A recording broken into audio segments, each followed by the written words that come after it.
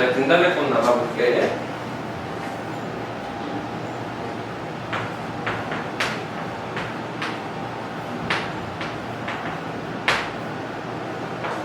무서운 거지. 사실 이거 아는 작품이잖아. 중학교 때 안 배웠어? 처음 봐? 처음 볼 때는 있지. 자, 진단의 꽃은 일단은 내용은 많이 봤지. 나보기가 여기 온 것일 때는 모르는 사람은 없잖아. 화자는 누구야? 얘들아, 화자 뭐 하고 있니? 응? 나인데 뭐 하는 나야? 인과의 이별을 예감하고 있지. 이별하고 있는 거 아니야? 이별의 가정하고 있는 거지.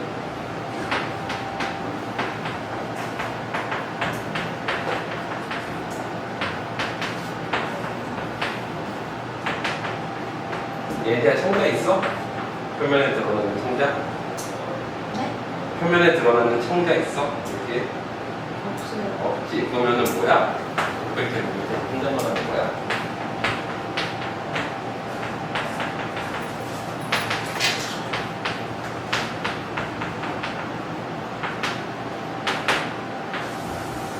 대건아, 바라보는 대상 뭐야? 이렇게 네? 바라보는 대상 하자. 님. 님을 바라보고 있지, 님을. 근데 어때?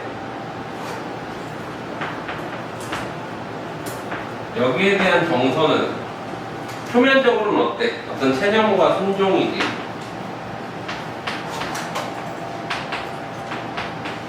실질적으로는 어때? 이게 반어잖아. 반어여서 원래 의미는 뭐야? 이별에 대한 거부지. 이별 상황이 온다면 나는 임을 잘 보내줄 겁니다 라고 얘기하고 있지만 실질적인 주제 의식은 뭐야? 이별할 수 없다라고 단어로 얘기하고 있는 거지. 그러면서 이 임에 대한 화자의 사랑, 정서를 나타내는 게 뭐야? 진단의 것이지. 어떤 축복의 이미지도 있긴 한데 실제로 축복한다기보다는 어떤 느낌인 거야? 보낼 수 없다라고 단어적으로 얘기하고 있는 거야. 자, 그래가지고 주제는 뭐야? 이별의 정상과 그 성화지.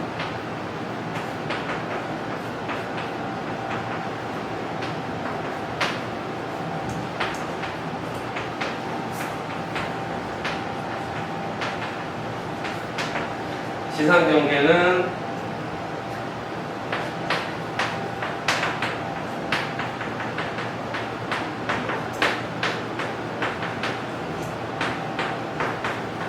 이별의 상황을 가정하고 체념한다라고 하는데 사실 체념이 아니지 반어지.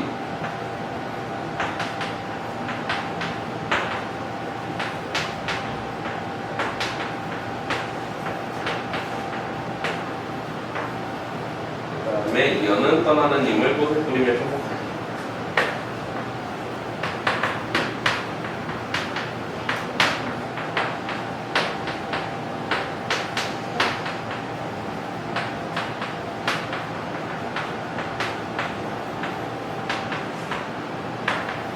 이 축복하는 걸 뭐라 그래?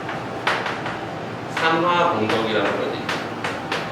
옷을 부려서 덕을 쌓다. 그 다음에 3년은 자기 희생을 통한 사랑의 승화.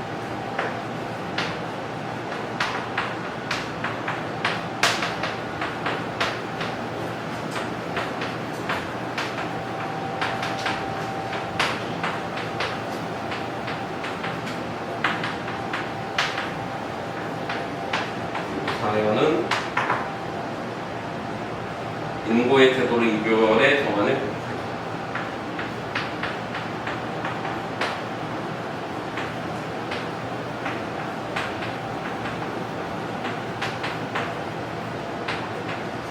이걸 뭐라 그래? 애이불비라고 그러지. 슬프지만 슬퍼하지 않는다고 그래서 애이불비. 슬플 애자에다가 이로써 불비. 불하지 않는다, 슬퍼하지 않는다. 슬플비 슬플 애자야. 이것도 사실은 뭐야? 슬퍼하지 않겠다가 아니라 보낼 수 없다는 단어의 의미를 실제로 이제 꽃을 뿌리면서 축복하고 님을 보내는 어떤 순종적인 태도를 나타나지만 이면에는 뭐가 나타나? 님을 보낼 수 없다라고 하고 있는 거지.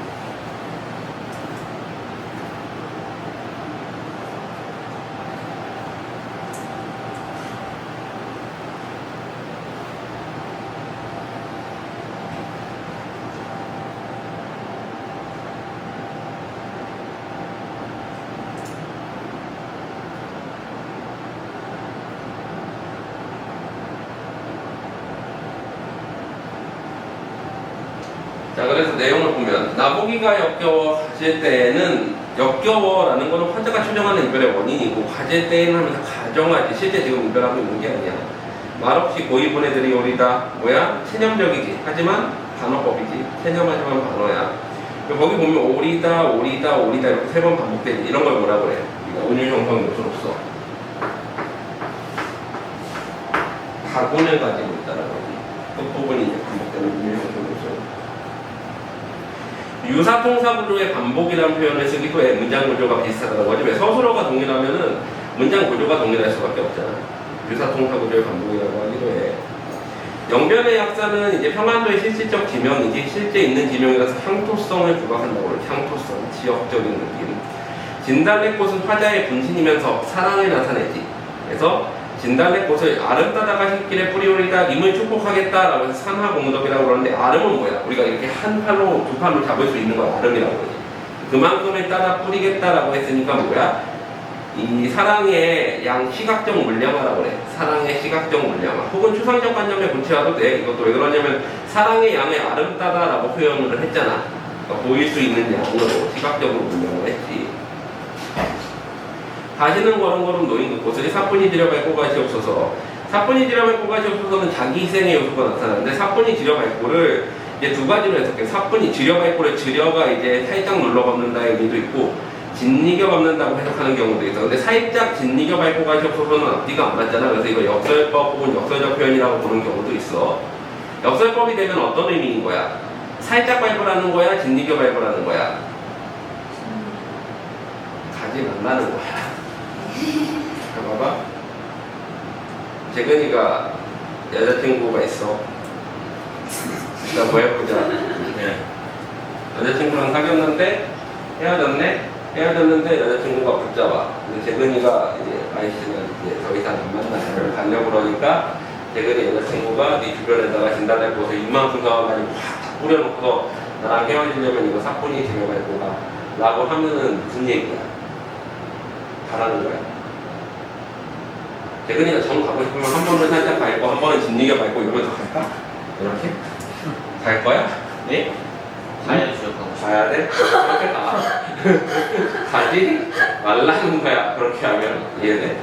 그래서 이별을 거부하는 태도라고 봐. 통상 사뿐히 들여갈 거는. 근데 이제 역설법이라고 해석하기도 하고 또 역설이 아니라고 하는 경우도 있어. 이해돼? 또 마지막 수미상관인지 앞뒤가 똑같이 일령과 사연. 그래서 나보기가 역겨워 가질 때는 죽어도 아닌 눈물 흘리리다 말없이 모의 보내드리고 죽어도 아닌 눈물 흘리라고 하는데 죽어도 아닌 눈물 흘린다는 건 AVB라고 그러지 사자성어로. 근데 실제로 그렇게 했다는 거야? 아니지. 이것도 단어야. 이해돼? 모르겠는 거 괜찮지? 어렵지 않지? 뒤로 가보자. 화생전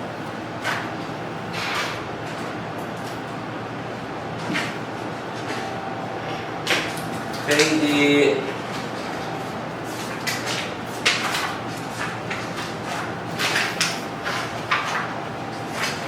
203페이지.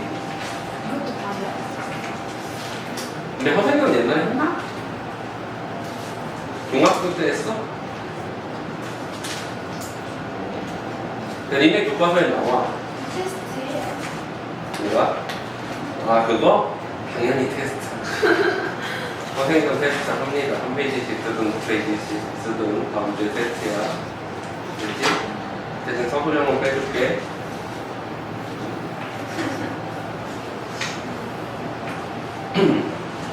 자, 봐봐. 허생전 배경이 언제야? 조선. 당연히 조선시대겠지. 조선시대 중에서도 언제야? 허생전의 배경은 효종 때야, 효종. 그리고 허생전을 쓴 박지원은 언제 될 사람이야? 정조 때 사람. 뭐라고? 어느 시대? 모르겠어요. 봐봐.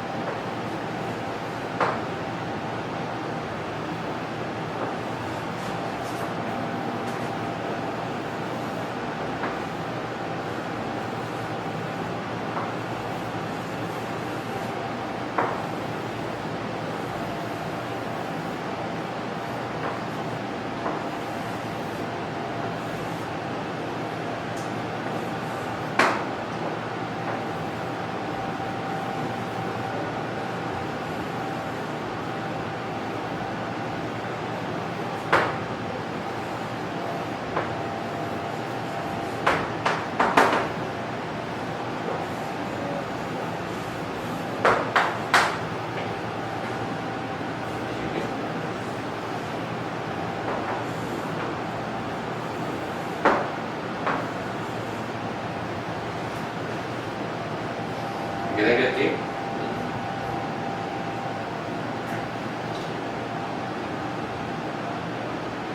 원래 중국에 무슨 나라가 있었어? 조선시대에 보면.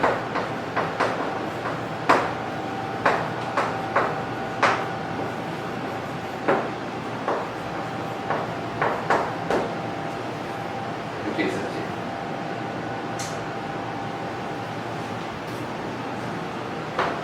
도요토미 히데요시가 뭐한 사람이야? 일본에서 도요토미 히데요시를 뭐라고 생각할까? 우리나라에서 나쁜 놈 이런 거 끝이지. 우리나라 신장병 나쁜 놈. 일본에서는 도요토미 히데요시는 전국을 통일한 사람이지. 진시황 같은 사람이지. 전국 시대를 통일하고, 물론 이 이전에 이제 오다노부나가라는 사람이 전국수대 틀을 마련하고, 결국엔 이거를 통일해서 완전한 막부로 세운 게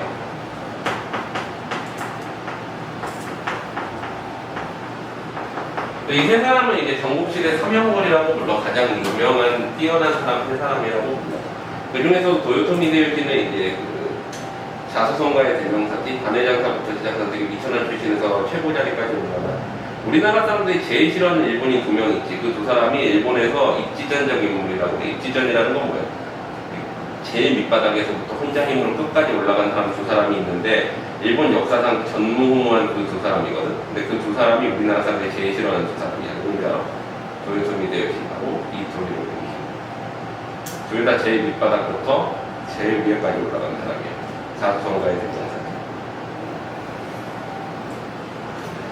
자, 도요토미 히데요시가 전국 통일을 이루고 나서 실질적으로 한 6위까지 이뤘어. 아래쪽 오키나와 제외하고 여기까지를 통일하고 난 다음에 어디를 침공해? 조선을 침공하지. 조선은 당시에 어떤 임금이야? 선조잖아, 선조. 자, 도요토미 히데요시가 오사카에다가 군거지를 잡고 조선을 침공하는데 30만을 보내지. 선조가 어떻게 그러고서 맞서 싸우나? 선조가 어떻게 임진왜란 일어나니까 도망가지. 어디로 도망가? 강화도 아니야. 그 고려 몽골 항쟁 때 병자훈한테는 도망가려다가 인조가 실패하고. 선조는 그렇게 멍청한 인물이 아니야. 자, 조선시대 임금들 중에 제일 영리한 사람 세 사람을 뽑아봐. 누구야? 세조, 하고 정조, 하고. 보통 역사학자들은 선조를 뽑아. 아닌 것 같이. 임진왜란때 날아버리고 도망간 인물이 누가 대단할까? 돈에 나오는 이제 인물들이 다 조선시대 인물들이잖아. 자, 돈에 나오는 인물 누구 있어? 100원에 이순신, 1000원에 이황, 1000원에 이, 그 다음에 5,000원에 이황. 아니잖아. 1000원이 이황이잖아. 세계 이황, 5,000원이 율곡이, 아, 아이씨. 아니 아닌데. 뭐가 아니야? 천원빵? 빨리 얘기해. 빨리 얘기해. 세계 이황이 걔 아들 아니에요? 율곡 이가 신사임당 아들이지 5만원이 5천원. 천만이 이거니까. 아니 죽을래? 저기죠. 야 이황 그리고 5천원에 이 그리고 만원에 세종대왕 5만원에 신사임당이잖아. 자 그중에서 봐봐 이순신 이황 이 다 누가 뽑았어? 세종. 선조. 세종 때는 뭐 저런 사람들 뽑았지. 황희정등 뭐 이런 사람들. 장영실. 우리 그 저기 본에 나오는 인물 세 사람이 다 선조가 뽑았어. 선조가 되게 머리가 좋은 사람이야. 왕권이 되게 약했는데 공당 정치를 처음으로 시작한 왕권을 강화하고 일본이 서두를 줄 몰랐다는데 일본 서두를 걸 충분히 감지하고 한 3만 정도 키워놓고 이 정도면 막을 수 있겠지 생각했는데 30만이 들고 와서 난리가 난 거지. 그리고 이제 왕이 잡히면 끝난다는 건 아니까 어떻게? 엄청나게 빠른 속도로 도망가지. 여기에서 여기 갈 때 아마 몇 달 걸렸다고 그래? 한 달 걸렸다고 그래? 보병이 전투하면서 진군한 속도 중에서는 제일 빠른 거야. 기병대 말고. 몽골이 점령하거나 이런 거 말고. 현대전까지 포함해서 보병이 발로 걸어가가지고 전투하면서 진군한 속도 중에 제일 빠른 속도로 일본군이 한 달 만에 한양을 점령해. 전투 안 하면서 그냥 진군한 거 아니지. 전투하면서 여기까지 점령했는데 선조는 그거보다 더 빨리 이기로 넘은 거지. 엄청나게 상황 판단이 빠른 사람이야, 선조가. 겁이 많아서 그렇지. 자, 그래가지고 선조가 도망간 다음에 여기에서 뭐를 해? 중국은 당시에 만력제라는 형제가 있었어. 중국에서는 바보로 취급받는데 우리나라에서는 이 사람 제사를 지금도 지내줘. 왜? 우리나라를 도와줬거든. 명나라에서 파병을 해. 2번에 걸쳐 파병하고 식량도 보내줘. 미친 것 같지. 그래서 뭐 그런 썰도 있어. 만력제 어머니가 조선인이었다는 그런 썰이 있는데 하여튼 우리나라 입장에서는 이제 고마운 사람이지. 평양 소독하고 한양 소독하고 남쪽으로 진군하다가 사실은 여기 격제관 전투에서 한번 막히고 그 다음에 일본군이 정유재라 때 올라오는 거 한 번 더 싸워서 요선에서 막았다가 요소민 대요시가 사망하면서 일본군이 올라가는 거지. 사실 명나라가 개입해서 결정적으로 뭐 일본군을 물리친 전투나 이런 건 별로 없어. 평양성 전투 제외하고는. 근데 뭐 이순신이 잘 맞고 뭐 이러면서 이제 일본이 지발로 물러나게 만들었는데 이렇게 이제 만력제가 우리를 도와준 거를 뭐라 그래?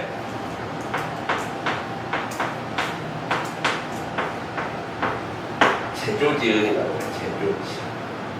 거의 죽을 뻔하게 된 거를 살려줬다는 뜻이야. 제조지은이라는 거. 그래서 이 제조지은에 묶여가지고 우리가 그 다음에 어떻게 되는 거야? 선조 다음이 누구니? 광해군이지. 광해군 때는 실리외교를 하지. 어떻게 하느냐? 원래 이제 얘네 일본이랑 조선이랑 명나라랑 치고받고 싸우느라 개판이 나니까 누가 커져? 후금이 커지잖아. 여진이 나중에 이제 후금이라는 나라를 세워. 그러고서 계속 여기 있는 이제 산해관을 공격하지. 여기가 이제 만리장성 끝에 있는 산해관인데 여기를 공격해가지고 계속 이제 중원으로 들어가려고 그러는데 이게 계속 막혀. 막히는데 이제 당시에 이제 그 명나라 이순신 같은 사람이 있었어. 원수만이라고.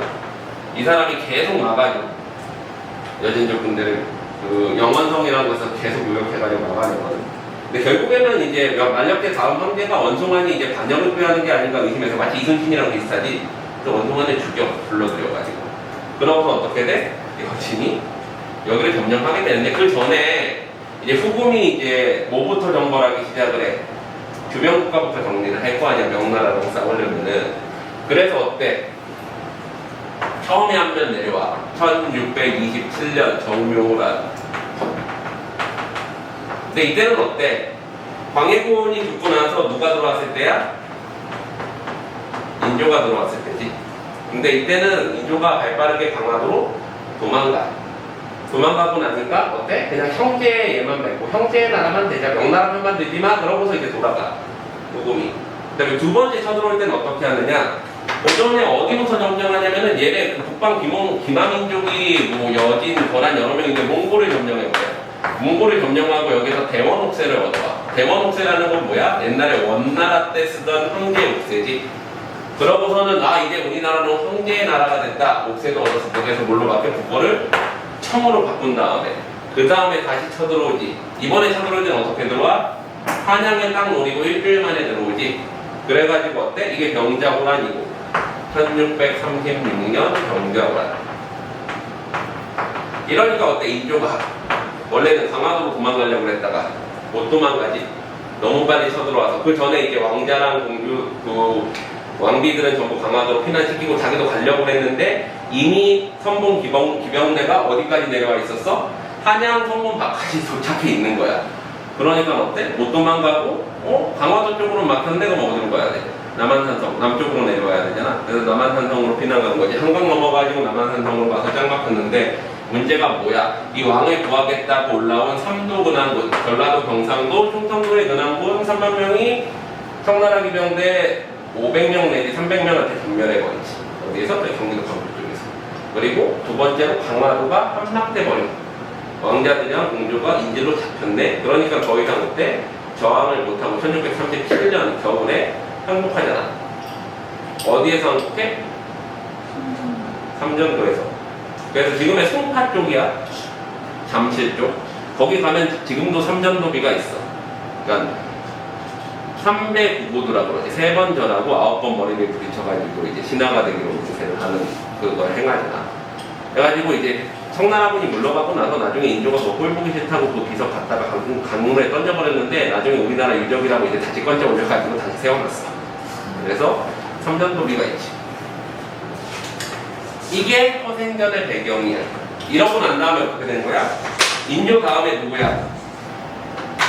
원래는 소현세자가 골무를 잡혀갔다가 돌아왔는데 거의 암살당했는지 어떤지 모르지만 바로 죽지.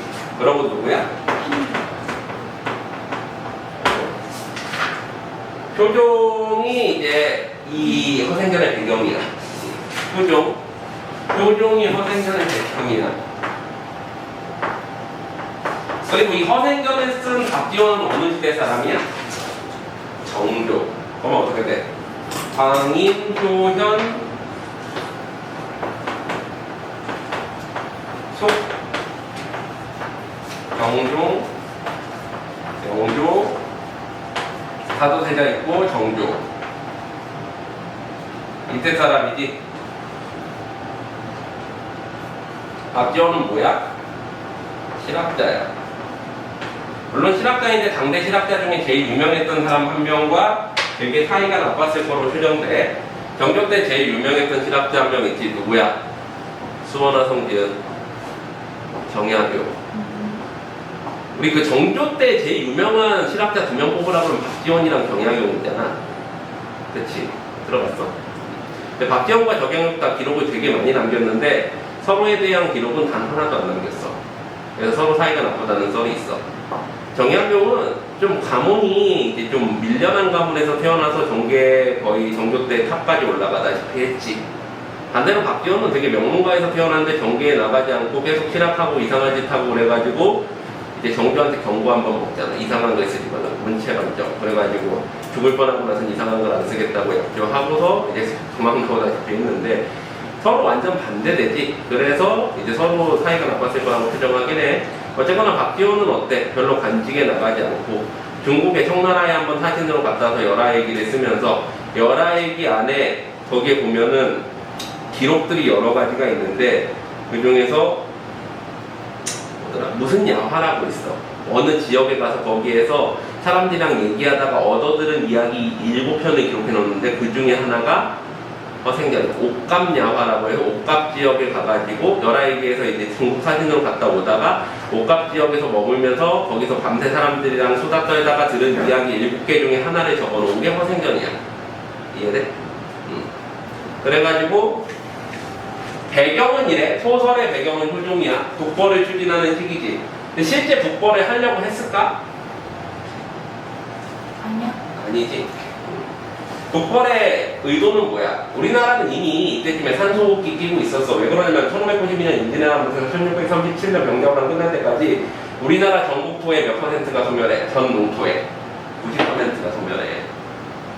무슨 얘기인지 알아? 그러니까 우리나라 지금 기업들 중에 90%가 부도난 거야. 먹고 살 수 있겠어? 개판인 상태지. 근데 개판인 상태면 어떻게 해야 돼? 국민들이 어떻게든 단합시켜가지고 국가를 다시 재건해야 될 거 아니야. 그래서 맨날 뭐해? 외적이 쳐들어올 수 있으니 우리 경비를 해야 돼. 혹은 우리는 명나라의 은혜, 제조지은을 갚아야 되기 때문에 북벌을 해야 돼. 라고 하면서 이제 거짓말 선동을 한 거지. 그러면서 어때? 국민들을 정신 바싹 차려라. 국가까지 재건해서 은혜 갚아야지. 이렇게 한 게 이제 북벌인데 그 북벌을 박지원은 비판하는 거지. 왜 그럴까? 당시 효정 말고 누가 있었어? 효정의 형인 소현세자가 있었지. 소현세자는 친북파였지. 청나라 문물을 받아들이기를 원했던 사람이야. 이 계열들이 나중에 뭐가 돼? 실학자가 되는 거잖아. 실학파가. 근데 이 북벌론에서는 어때? 청나라를 공격해야 된다라고 주장하는 사람들이잖아. 그러면 실학과는 거리가 있는 사람들이지. 그러면서 명나라의 은혜를 갚아야 된다라고 얘기하는 되게 이제 유교적인 꼰대주의를 가지고 있는 사람들이란 말이지. 그 사람들이랑 서로 반대될 수밖에 없어. 그래서 허생전을 통해서 어때? 은근히 까는 거지. 실학자의 입장에서 어떤 북벌론을 주장했던 다시 명분만 중시하던 조선 그 어떤 사대부들을 비난하기 위한 글이 허생전인 거야. 이해돼? 여기까지 괜찮지? 자, 그러면 본문 내용 들어가 볼게. 봐봐. 자, 여기서 기본적으로 비난하는 대상은 뭐야? 양반 사대부들이지. 그러면서 무능한 정부를 비난하기도 해. 허생은 목적골에 살았다. 목적골은 실제 지명을 해가지고 현실성을 만들지. 우리 이완이라는 당시 효종 때 이제 무의정까지 올라갔던 인물이라던가 포도대장 하다가 또 이제 목적골이라는 실제 지명 같은 걸 사용해서 어떤 느낌을 줘? 사실성을 부여하지. 허생전에. 허생이 실제 있었던 인물은 아니잖아. 소설이니까. 근데 실제 있었던 인물처럼 쓴 거지. 곧장 남산 밑에 닿으면 우물 위에 오랜 오래된 은행나무가 서 있고 은행나무를 향하여 살인문이 열렸는데 두어 칸의 초가는 비바람을 막지 못할 정도였다. 그러나 허생은 그 얘기만 좋아하고 그의 처가 남의 바느질 품을 팔아서 입에 풀칠을 했다. 가난한 삶이 나타나지. 허생의 무능함도 나타나. 그냥 글만 읽을 줄 알고. 하루는 그 처가 몹시 배가 고파서 울음 섞인 소리로 말했다. 당신은 평생 과거를 보지 않으니 그를 읽은 무엇합니까? 아내가 생각하는 과거의 목적은 뭐야? 이제 벼슬길에 나아가기를 위한 거라고 생각을 하는 거지. 자, 근데 허생이 아직 웃으면서 대답하였다. 나는 아직 독서를 익숙하지 못하였소. 이거는 뭐야? 이제 허생의 목적은 벼슬길에 나가기 위한 게 아닌 거야. 공부하는 게. 그럼 장인밭이 일을 못하시나요? 갑자기 이 얘기가 왜 나와? 이제 선비는 사지. 우리 그래 조선시대 신분제도상 원래는 조선시대 신분제도는 어떻게 돼 있어? 양반과 천인으로 나누어지는 양인과 천인에서 양천제야. 들어봤어? 원래 딱 두 개였지. 조선시대 법적인 신분제도는 원래 양천제였어. 양인은 뭐야? 천인이 아닌 모든 사람들이지. 천인은 뭐야? 노비 내지는 어떤 백정 같은 사람, 관대. 그리고 나머지 양반, 중인, 상민 전부 다 양인에 들어가죠. 그래서 양인들은 사실은 논리적으로 다 뭐를 볼 수 있어서 과거를 볼 수 있었어. 근데 이게 어때? 신분 세습화되고 어떤 특정 부분에 몰리면서 이게 다시 나누어지지. 어떻게 나누어지는 거야? 양반, 그것도 군반과 무반. 그 다음에 어때? 중인계층. 그리고 이제 뭐 아정이나 뭐 이런 거 하는 거고요. 향리나. 그 다음에 상민, 일반 백성. 그 다음에 뭐가 나와? 천민 계열인 백정이나 뭐 이런 사람들이 나오고. 그 다음에 뭐가 있는 거야? 그 안에 노비. 노비라는 건 뭐야? 노예지, 노예. 근데 사실은 우리 보면은 노비도 두 개가 있어가지고 관노랑 사노비가 있잖아. 근데 이 관노비들 같은 경우에는 거의 상민처럼 살기도 했지. 재산도 형성하고 결국에 따라서는. 그래가지고 이런 신분제도가 돼 있는데 이러한 신분제도에서 상민들이 보통 가질 수 있는 직업을 생각해 보면은 어차피 얘네들이 사를 형성하니까 그 다음에 어떻게 돼? 농사를 짓거나 공인이 되거나 아니면 상인이 되거나 셋 중에 하나 이제 해야 되는 거지. 근데 이 중에서 제일 천한 직업을 뭐라고 생각해서 상인이라고 생각을 했지. 물론 조선 후기에 가면 상인들이 더 돈을 많이 벌면서 이제 신흥 계층의 신흥 상인 계층을 만들잖아. 형성을 하면서 여기서 나오는 이제 변부자 같은 경우에도 어때? 변시도 신흥 상인계층이라는 거지. 그래서 돈을 많이 버는 인물로 나오는데, 그래서 여기서 보면은 선비를 못하면 농사는 어차피 지 땅이 없어서 못 지으니까 장인밭이 공업에 일하지 못하나요? 라고 물어보는 거고, 그 다음에 상업일이나 하시지요? 라고 물어보는 거잖아. 장인밭이 일은 못하시나요? 장인밭이 일은 원래 배우지 않는 걸 어떻게 하겠어? 그러면 장사는 못하시나요? 장사는 미천이 없는 걸 어떻게 하겠어? 그랬더니 저는 벌컥 화를 내면서 소리쳤다. 밤낮으로 불을 읽더니 어떻게 하겠소? 소리만 배웠단 말씀이요. 여기 사대부의 무능함이 나타나지. 장인밭이 일도 못한다, 장사도 못한다 하면 도둑질이라도 못하시나요? 하면서 남편을 비난하는 거지. 허생은 읽던 책을 덮어놓으면서 일어나면서 뭐라고 했다? 아깝다, 내가 당초에 글 읽기로 10년을 기약했는데 이제 7년인 걸 하고 문 밖으로 나가버렸다. 허생은 거리에 서로 알만한 사람이 없었다. 왜 7년간 글만 읽었기 때문이지. 바로 운종가로 나아가 시중에 사람을 붙들고 시장에 있는 사람을 붙들고 누가 서울 송중에 제일 부자요? 라고 물어봤더니 변씨라는 사람을 알려주는 이가 있어서 허생은 곧 변씨의 집에 찾아갔다. 허생은 변씨를 대하여 길게 읍이라는 거는 뭐야? 그냥 이제 가벼운 인사지. 두 손을 맞잡고 허리를 구부리는. 자, 읍을 하고 나서는 말했다. 내가 집이 가난해서 뭘 좀 해보려고 하니 만장만 보여주시기 바랍니다. 변씨는 그러시오. 대담하지. 대범한 풍모가 나타나 하고 당장 만장을 내줬다. 허생은 감사하다는 인사도 없이 가버렸다. 변씨의 집 자제와 손들이 허생을 보니 거지였다. 그 사람들이 보기에는 표면적으로 거지인 거지. 실티에 숨이 빠져 너덜너덜하고 갖은 뒤굽이 빠져있으며 쭈그러진 갓에 허름한 도포를 걸치고 코에선 맑은 콧물이 흘렀다. 허생이 나가자 모두 어리둥절해서 물었다. 저희를 아시오? 모르지. 아니 이제 하루아침에 평생 누군지 알지 못하는 사람 뭐야? 생면부지라고 그러지. 사자성어로 생면부지. 처음 본다는 거야. 살아서 생, 면, 얼굴을 부, 몰라, 지, 알지 못해 라는 거지. 생면부지의 사람한테 만냥을 그냥 내던져버리고 성명도 묻지 않으시다니 대체 무슨 영문인가요? 변씨가 말하는 것이었다. 이건 너희들이 알 바가 아니라 대체로 남에게 무엇을 빌리러 오는 사람은 을에 자기 뜻을 대단히 선전하고 신용을 자랑하면서도 비굴한 빛이 얼굴에 나타나지 않고, 자 봐봐, 신용을 자랑한대.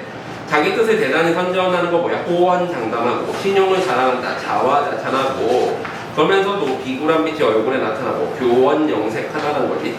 호언장담, 자화자찬, 교원영색. 사자성어들 많이 나올 수 있어. 다 외워야 된다. 자, 그래가지고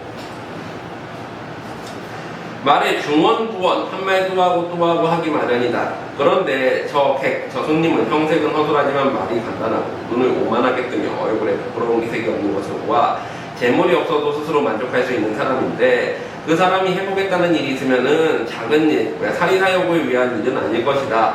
나 또한 그를 시험해 보려는 것이다. 안 주면 모르되 이왕 만장을 주는 바에 성명은 멀어서 무엇하겠느냐 라고 하지. 허생은 만장을 입수하다 다시 자기 집에 들르지도 않고 바로 안성으로 내려갔다.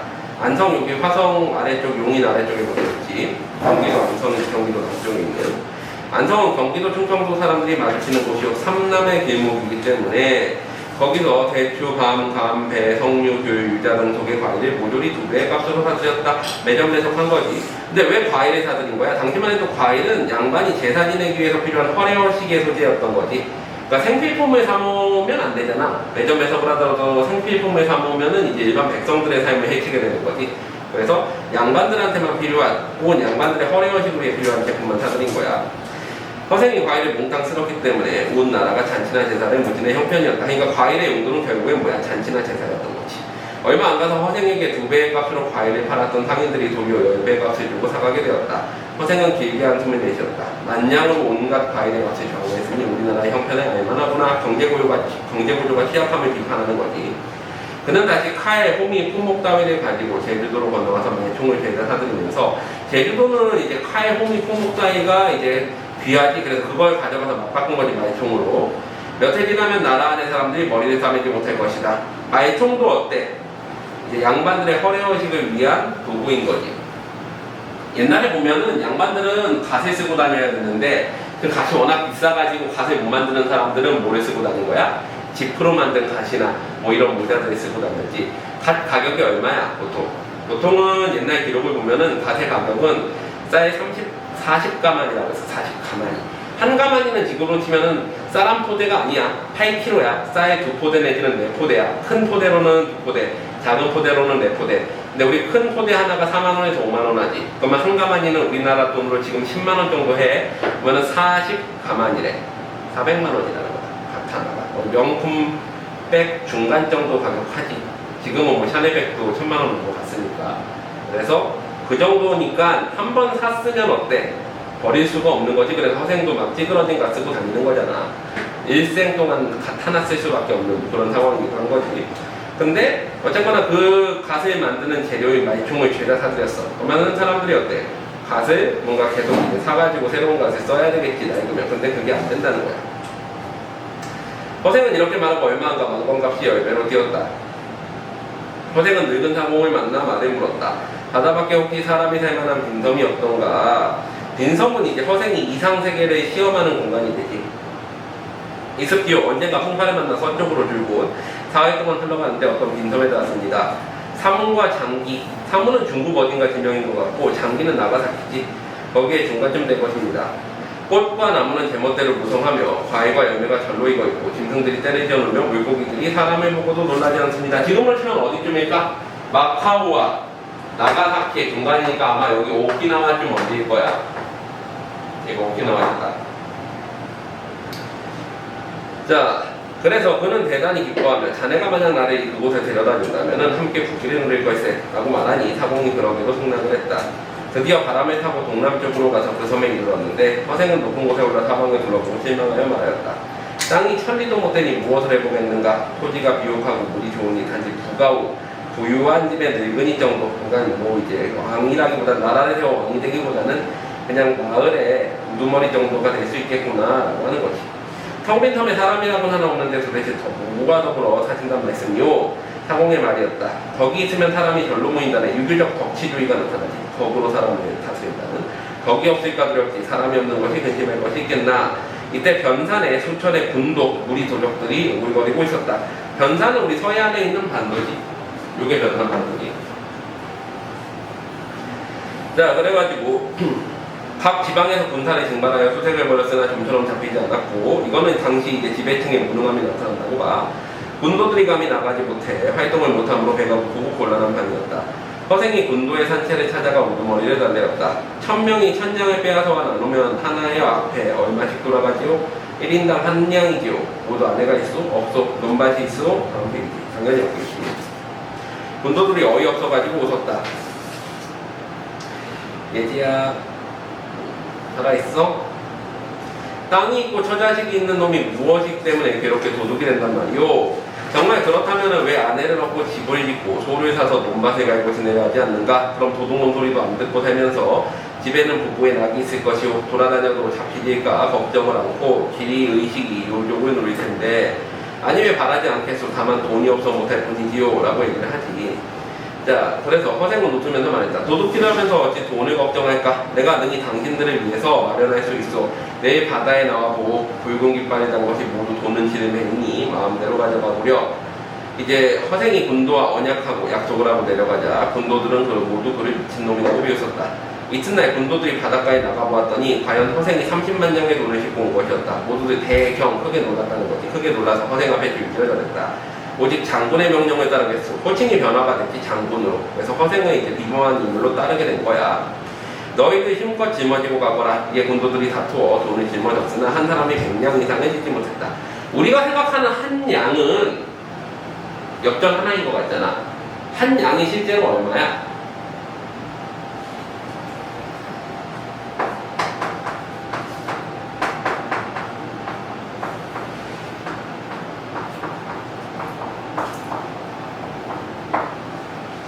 이렇게 되지.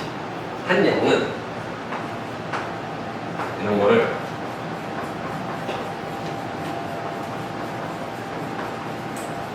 (100개가) 먹는 게 우리 상평통과에 있는 그런 돈 있잖아. 조그만 100원짜리 동전을 100개를 가져간다고 생각해. 그게 한 양이야.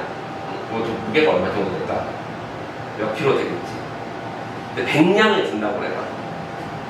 그러면은 3kg 된다고 해도 300kg잖아. 들 수 있겠어? 안 되지. 데드리프트 아무리 해도 150kg 막 하면은 힘들잖아. 허리 나가잖아. 그러니까 백량을 들지 못하겠지, 당연히. 자, 그래가지고 너희들이 힘껏 백량도 못 지면서 무슨 도둑질을 하겠느냐. 이제 너희들이 양민이 되려고 해도 이름이 도둑의 장부에 올랐으니 갈 곳이 없다. 내가 여기서 너희들을 기다릴 것이니 한 사람이 100냥씩 가지고 가서 여자 하나 소환피를 거느리고 오너라. 생계를 이제 가족을 형성하기 위한 이제 최소한의 요건이지. 여자와 소. 허생님 말에 군도들이 모두 좋다고 터져갔다. 허생은 모두 2,000명이 먹을 1년치 양식을 준비하고 기다렸다. 군도들이 빠짐없이 모두 돌아왔다. 다들 배에 싣고 그 빈 섬으로 들어갔다.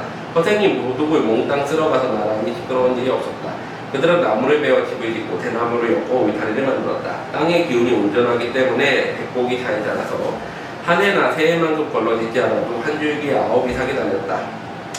3년 동안 양식을 비축해 두고, 자, 여기서 보면은 뭐 한 줄기에 9 이상이 달렸다 막 이러는데 왜 이렇게 농사 짓기가 이제 여기서는 풍요롭다라는 걸 이렇게 표현을 했냐면은, 우리나라는 그런 얘기 하잖아. 당군 할아버지가 처음 시작할 때 사기 먹어가지고 얻은 땅이라고. 그 얘기 알아? 지하자원 거의 없지, 농토도 개판이지, 물 깨끗하고 맑은 거 하나 정도가 괜찮은데, 우리나라 농토는 전 세계 농토 기준으로 봤을 때 1에서 10등급까지 나누면 몇 등급일까? 1등급은 미국 땅이야. 미국 땅은 보통은 1등급이어서 씨앗만 뿌리면 무조건 다 식물이 자라고 이제 재배해서 수확이 가능한 땅이야. 그냥 비료 안 주고 그냥 놔둬도. 우리나라는 몇 등급일 것 같아? 가장 땅이 좋은 호남 평야가 5등급이야. 우리는 정말 먹고 살기 힘든 땅에다가 처음 이제 자리를 잡은 거지. 그러니까 당군 할아버지가 이제 부동산 사기라는 땅에다가 시작을 한 거다. 그래서 이제 농사가 잘 안 됐는데 여기서 농사가 잘 된다고 하는 거지. 그래서 우리나라는 뭐 걸러지고 그러는데 미국은 매년 심어도 상관이 없잖아. 자, 그래가지고 3년 동안 양식을 비축해두고 나머지를 모두 배에 싣고 장기도 나가사키에 가서 팔았다. 장기라는 곳은 30만 영혼나 되는 일본의 속주인데 그 지방이 한참 흉년이 들어 고유라고 100만 양을 얻게 되었다. 허생이 탄식하면서 이제 나의 조그만 시험이 끝났구나. 이상세계 검사의 시험이지. 하고 이에 남녀 2,000명을 모아놓고 말했다. 내가 처음에 너희들과 이 섬에 들어올 때는 먼저 부유하게 한 연후에, 이건 뭐야? 실학사상이 나타나지. 실학사상. 아니 여기에 뭐가 나타난다고 해? 그런 거 있잖아. 이용후생.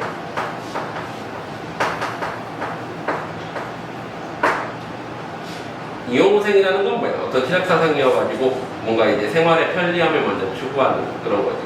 먹고 살기 편하게 하고.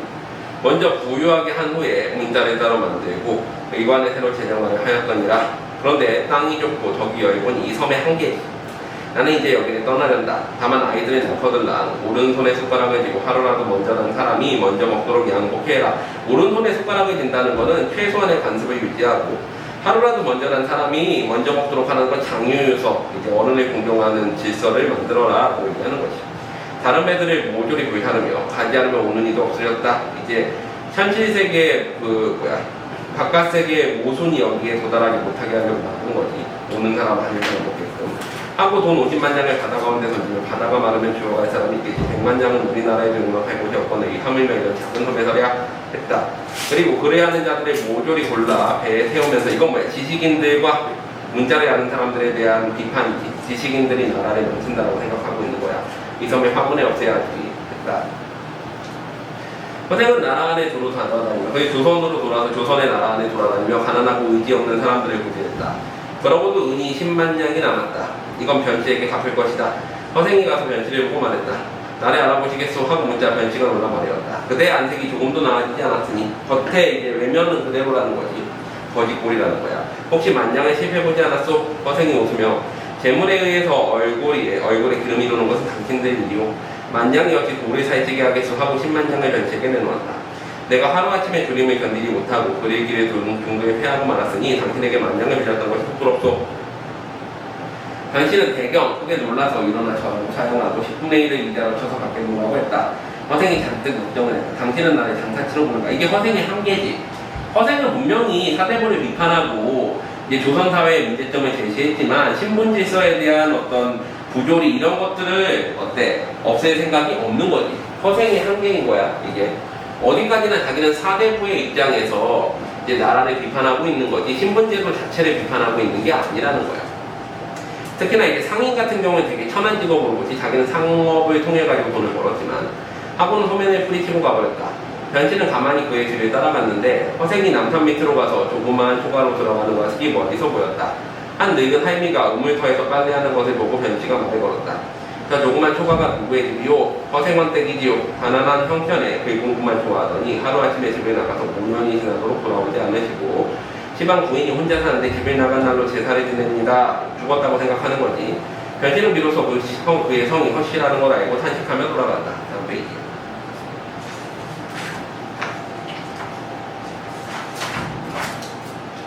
이튿날 변씨는 돈을 모두 가진 그 집을 찾아가서 돌려주려 했으나 허생은 받지 않고 거절했다.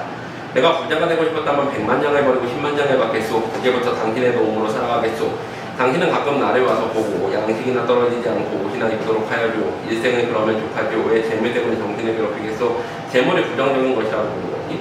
변씨가 허생을 여러 가지로 권유하였으나 끝내 어찌할 도리가 없었다.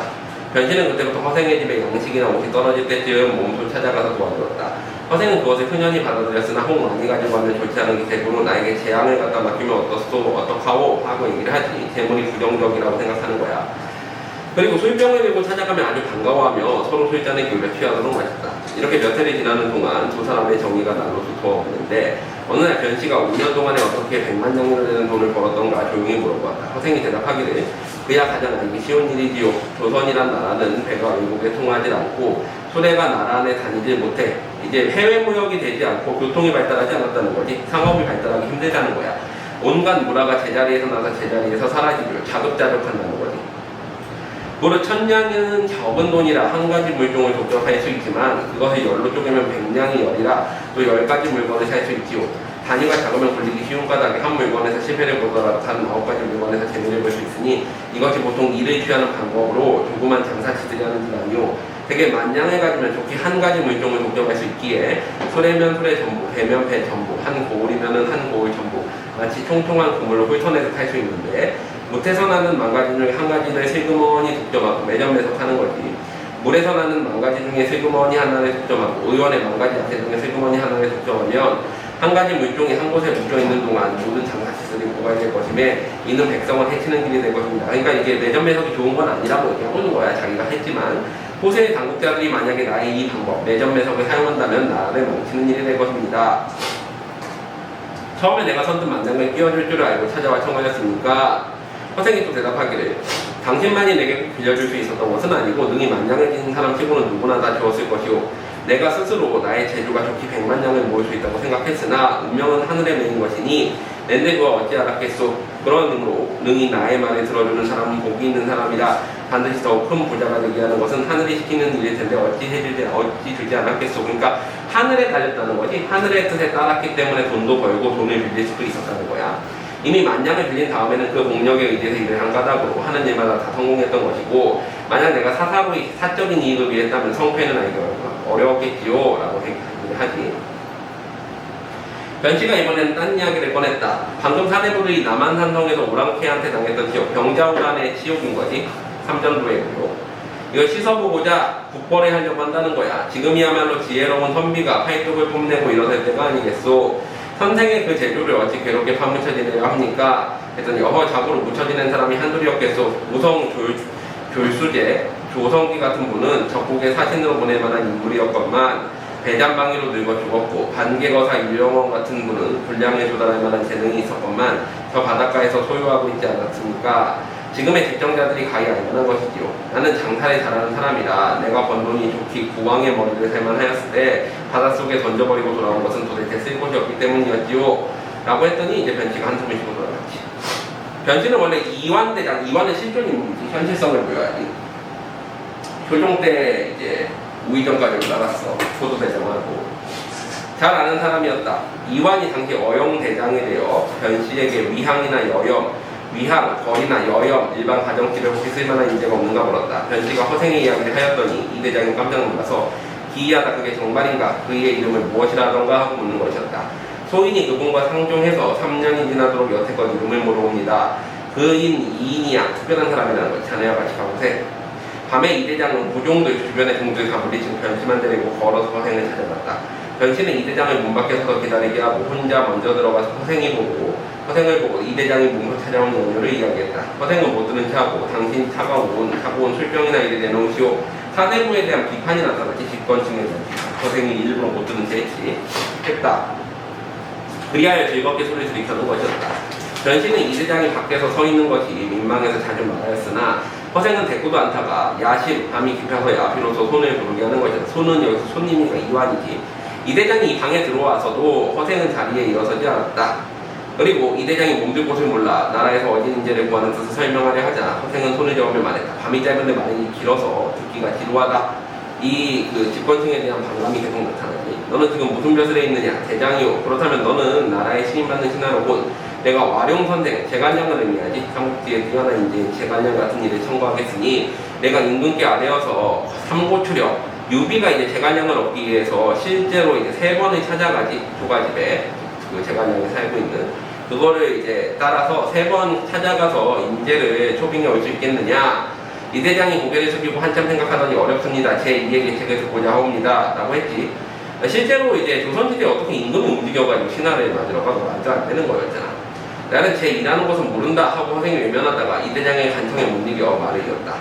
명나라 장졸들이 조선에 이에 은혜가 있다고 하여 그 자손들이 많이 우리나라로 망명해 와서 정처없이 떠들고 있으니 왜 명나라가 멸망하고 나서 청나라가 들어서자 명나라 사람들이 이제 우리나라에 많이 와 있는 거지. 너는 조정에 청하여 종실의 딸들을, 종실이란 건 왕의 친척들이지, 딸들을 내어 모두 그들에게 시집보내고 혼척, 권기, 권세 있는 집안의 집을 빼앗아 그들에게 나눠주게 할 수 있느냐. 즉 명나라 이제 사람들을 우대하고 기득권을 척결할 수 있느냐라는 거지. 이 대장은 또 머리를 숙이고 한참 생각하더니 어렵습니다. 이것도 어렵다 저것도 어렵다 하면 도대체 무슨 일을 하겠느냐. 가장 쉬운 일인데 내가 능히할 수 있느냐. 말씀을 듣고 나옵니다. 무릇 천하의 대의를 외치려면 국벌을 외치는 거지. 청나라를 투벌하고자 외치려면 천하의 후벌들, 즉 중원의 중국에 있는 반청 세력들과 결탁을 해야 되는데 남의 나라를 치려면 먼저 첩자를 보내지 않고는 성공할 수 없는 법이다. 지금 만주 정부가 갑자기 천하의 주인이 되어 중국 민족과는 친근해지지 못하는 판에 중국 민족은 한족이고 만주 정부는 여진족 조정, 즉 청나라지. 조선이 다른 나라보다 먼저 섬기게 되어 저들이 우리를 가장 믿는 터이다. 왜 그래? 가장 먼저 섬기게 되었다는 거는 처음에 형제 예를 맺고 그 다음에 신하가 되기로 한 거지. 1636년에 이제 청나라의 첫 제후국이 된 거야. 그러니까 제후국 중에서 가장 먼저 이제 항복한 나라인 거지. 신하 나라 중에. 진실로 당나라 원나라 때처럼 우리 자제들이 이와 가서 벼슬을 하도록 허용해 줄 것과 상인의 출입을 금하지 말도록 할 것을 간청하면 저들도 반드시 자기네에게 신뢰자해지려 하는 것을 보고 기뻐와 승낙할 것이다. 곡중 나라 안의 자제들을 가려 뽑아 머리를 갖고 제놈의 옷을 입혀서 그 중에 선비는 가서 빈공과에 응시하고, 빈공과는 이제 외국인을 상대로 하는 과거지. 또 서민은 멀리 강남으로 건너가 장사를 하면서 저 나라의 실정을 정탐하는 한편 저 땅의 호걸들과 결탁한다면 한번 천하를 들이고 국치, 국가의 치욕이지, 병자호란의 지옥을 씻을 수 있을 것이다. 그리고 만약 명나라 황족의 구애로 사람을 얻지 못하는 경우 굳이 왜 명나라 황족한테 쏘고 명나라한테 이제 은혜를 입었다는 거지. 우리가 스스로 황제가 될 생각은 없는 거야. 이것도 이제 되게 사대주의적 생각이지. 얻지 못할 경우 천하의 제후를 거느리고 적당한 사람의 하늘에 청구한다면 잘되면 대국의 스승이 될 것이고 못돼도 백구지국 이제 여러 나라들의 우두머리의 지위를 이시할 것이다. 사대부들이 모두 조심스럽게 예법을 지킨데 누가 변발 여진족의 머리라고 여진족의 옷 후복을 입으려 하겠습니까? 허생이 크게 꼬지려 말했다. 소위 사대부, 양반이라는 것이 뭐냐. 오랑캐 땅에 태어나서 원래 우리도 동이족이지. 중국인들이 보기엔 우리도 동족 오랑캐인 거야. 동이. 사칭 사대부라 뽐내란 이런 어리석을 때가 있느냐. 의복은 흰옷을 입으니 그대야말로 상인, 장례식을 치르는 사람이 있는 것이고 머리털은 한데 묶고 송곳같이 만드는 것은 남쪽 오랑캐에 속속에 지내지 못하는데 대체 무엇을 가지고 예법이라 한단 말이냐. 건호기는 원수를 갚기 위해 자신의 머리를 아끼지 않았고 무령왕은 나라를 강성하기 위해 되놈의 옷을 부끄럽게 하지 않았다. 이건 이제 중국의 고사들이 얘기하는 거지. 이제 대명, 명나라를 위하여 원수를 갚겠다고 하면서 그까지 머리털 하나를 아끼고 장차 말을 달리고 칼을 쓰고 창을 던지고 활을 던지고 돌을 던져야 할 한국의 넓은 소매의 옷을 입혀 입지 않고 딴에 예법이라 한단 말이냐. 우리나라 사람들은 소매가 넓은 옷을 입지. 우리나라 옷을 보면 어떻게 돼 있어? 이렇게 돼 있잖아. 이런 식으로 돼 있지. 일본만 해도 어떻게 돼 있어? 이렇게 돼 있거나 중국 청나라 여진족 봐도 이런 식으로 돼 있지. 왜? 소매가 길면 전투하는데 불리한 거지. 우리나라가 전투할 때 불리한 이유 중에 하나가 또 뭐냐면은 일본이나 여진족, 몽골족 보면 다 이마를 밀었지. 대머리같이. 되게 웃기잖아. 근데 이거 왜 그러냐면 투구에 땀 차지 말라고 하는 거야. 전투민족들은 그래서 다 머리를 밀어. 북방 유목민족 계열. 일본도 밀었잖아. 근데 우리나라는 중국민족 못 받아가지고 머리를 안 밀었네? 이거 뭐야? 전투할 생각이 없다는 거야. 농경민족이라는 거야. 우리 북방 유목민족 계통이라고 하는데 농경민족이라는 거지. 그래서 우리는 그런 예법 때문에 전투할 준비가 안 됐다는 거죠. 그래서 내가 세 가지를 들어 말했는데 너희는 한 가지도 한 가지 못한다면 그래도 신임 받는 신하를 하겠는가? 신임 받는 신하라는 게 참으로 이렇단 말이냐? 너 같은 자는 칼로 목을 잘라야 할 것이다 하고 좌우를 돌아보며 칼에 찾아 찌르려 했다. 이 대장이 놀라서 급히 뒷문으로 뛰쳐나가 도망쳤고 이튿날 다시 돌아가 보니 집이 성비었고 허생은 간 곳이 없었다. 미완의 결말고조지. 허생의 개혁 방안들이 받아들여지기 힘든 거라는 거를 암시하는 부분이기도 해. 실제로 이게 받아들여지면은 소설의 이야기가 산으로 갈 수 있잖아. 그래서 실제 받아들이기 힘든 제안들을 내놓았고 허생이 도망가는 것으로 마무리해가지고 이것들이 실질적으로는 받아들이기 힘든 것임을 암시하는 거야. 됐니? 오케이, 여기까지 하고 나머지 거 테스트 보고 숙제 다 해서 검사 맞추면 집에 가자.